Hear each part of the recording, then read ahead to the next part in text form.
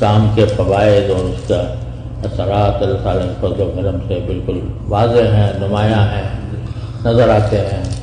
اللہ تبارک و تعالیٰ کی رحمت سے قبولیت ہے۔ بس یہ کہ بھائی علم صحیح کے ساتھ ہو کام، سمجھا؟ کچھ تجاوزات ہیں، ان کی اصلاح کی ضرورت ہے۔ تو اور اصلاح جو ہے وہ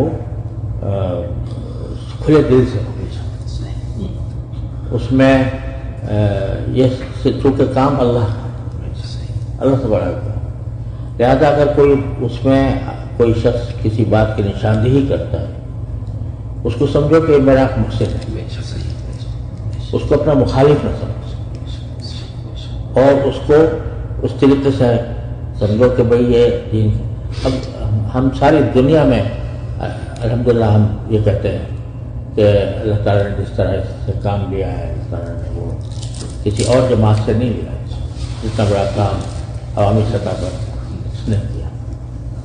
اور میں کہا کرتا ہوں کہ حضرت مولانا الیاس صاحب رحمۃ اللہ علیہ کے سینے کی آگ ہے جو پھیل رہی ہے، وہ سینے کی آگ جو ہے، وہ سینے کی آگ کسی نام و نمود کے لیے نہیں تھی، کسی منصب اور عہدے کے لیے نہیں تھی، وہ صرف اللہ، خالصاً اللہ کے لیے تھی۔ جب تک وہ جذبہ برقرار رہے گا انشاءاللہ جماعت ترقی کرے گی، اور خدا نہ کرے اس میں کوئی رکھنا آ گیا کہ اس میں اخلاص میں کمی آ گئی، مناصب میں، عہدوں میں، تنظیم میں خرابی پیدا ہو گئی تو پھر نقصان ہے۔ یہ میں ہر جگہ کہتا ہوں۔ اب دو قسمیں ہو گئی جماعت، یہ سمجھو دو مسلک ہو، تو یہ سب اعتراف کرو اس بار کہ دو مسلک، ان سے بھی کہتا ہوں، آپ حضرات سے بھی دو مسلک، جو اس مسلک کو اختیار کرنا چاہتا ہے بجائے، جو اس کو اختیار کرنا چاہتا ہے بجا رہا ہے، لیکن کام نہ چھوڑے، کام نہ چھوڑے، اور کسی ایک مسلک کو حق مطلق اور دوسرے کو باطل مطلق رکھے، اور لڑائی جھگڑے سے پرہیز کرے، لڑائی جھگڑے سے پرہیز کرے۔ اب انگلینڈ میں کہاں کہاں جی بالکل یہ بات ہے، جھگڑے ہو، مسجدوں میں جھگڑے ہو، تو پھر کیسے نور آئے گا، کیسے برکت آئے گی؟ جھگڑا ختم کرے، کوئی اس طرح کر رہا ہے تو اس کو اس طرح کرنے دو، کوئی اس طرح کر رہا ہے اس کو اس طرح کرنے دو، اللہ کے لیے کر رہے ہیں جو، اور بدگمانیاں، بدزبانیاں، اس سے پرہیز، دو چیزیں، بدگمانی اور بدزبانی، اس سے پرہیز۔ یہ میں ان حضرات سے عرض کرتا ہوں اور یہ آپ حضرات سے عرض کرتا ہوں، بدگمانی سے بچیں، بدزبانی سے بچیں۔ اگر کوئی یعنی بات قابل اصلاح نظر آتی ہے، بیٹھ کے بات، بس اس پر عمل کرتے رہیں گے تو انشاءاللہ اللہ کی رحمت سے یہ جو حضرت مولانا الیاس صاحب رحمۃ اللہ علیہ کے سینے کی آگ ہے یہ بجھے گی نہیں، اگر بجھے گی تو ہمارے حرکتوں سے بجھے گی، اللہ تعالیٰ حفاظت۔ تو الحمدللہ وہ حضرت کا اخلاص ہے جو یہ آپ سب سے واقعات بیان فرما رہے ہیں، یہ حضرت کے اخلاص کی برکت سے چل رہا ہے، یہ سمجھے آپ،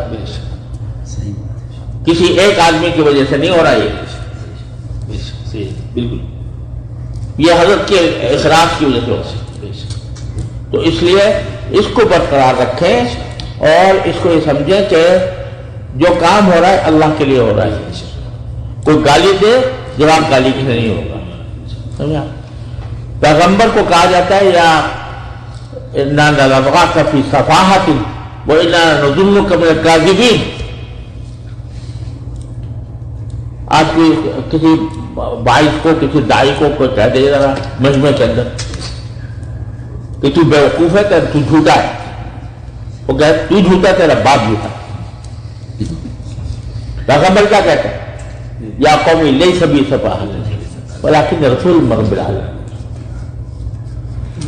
تو اس چیز کو اپنا کر چلیں گے انشاءاللہ کھلیں گے دروازے سے، اور یہ جو شقاق ہے یہ بھی ختم ہوگا انشاءاللہ.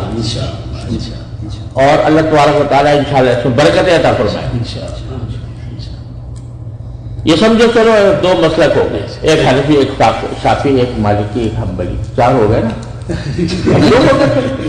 سمجھا دو مسلک ہو گئے. بہت جزاک اللہ، بہت فائدہ ہوا. دو مسلک ہو گئے.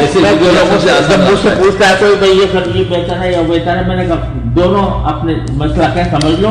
تم اگر ایک مسلک سے وابستہ ہو اس مسلک سے کر لو، تم حنفی ہو حنفی کے طریقے سے پڑھ لو، تم شافعی ہو یہ بات مستقل ہے. وہ آپ سے جو اس سے پہلے مجلس آپ نے فرمائی تھیوری باتیں فرمائی تھا بالاستیعاب ماشاءاللہ کہی جاتی ہے اپنے ہدایات میں بھی، فجر کے بیانات میں بھی، روانگی میں کوئی دین کا بیان ایسا جھگڑا کرا. جی حضرت اس کی بہت پابندی ہے کہ پابندی لگا ہے. جی بہت پابند اس بات حضرت یہاں تک جماعتوں سے کہہ کر روانہ کرتے ہیں کہ اگر کوئی آپ کا بستر نکال بھی دے مسجد سے، آپ دوسری مسجد میں چلے جائیے، ضروری نہیں آپ اسی مسجد میں داخل ہو کر کام کریں. وہ محبت سے کام کریں، اللہ راستے کھولے گا اور اللہ تعالیٰ کام لے گا انشاءاللہ. یہ ہر دن کی حضرت ہدایات دیتے ہیں علماء کو خاص طور سے، عوام کو بالکل. وہ عجیب ایک مجھے قصہ یاد آیا. ہم لوگ بنگلہ دیش میں تھے کچھ سال پہلے، وہاں پہ ایک جھگڑا ہو گیا تھا خاصا. جی بہت ہو گیا. تو اس دوران جو تھا جو ہے صاحب کو وہاں سے ہٹنا پڑا میدان سے. ہم لوگ مرکز میں گئے تو وہاں مرکز میں مجھے بلایا، کہنے لگے دیکھیں مجمع آیا ہوا ہے.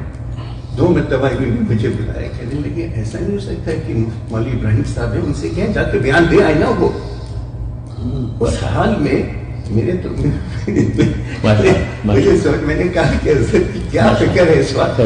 اس کو 2 مرتبہ انہوں نے الگ بلایا مجھے اور کہا کہ مولوی ابراہیم صاحب سے کہہ دیں جا کے بیان کر لیں، کم سے کم تشکیل ہو جائے گی، مجمع ہے وہاں پہ.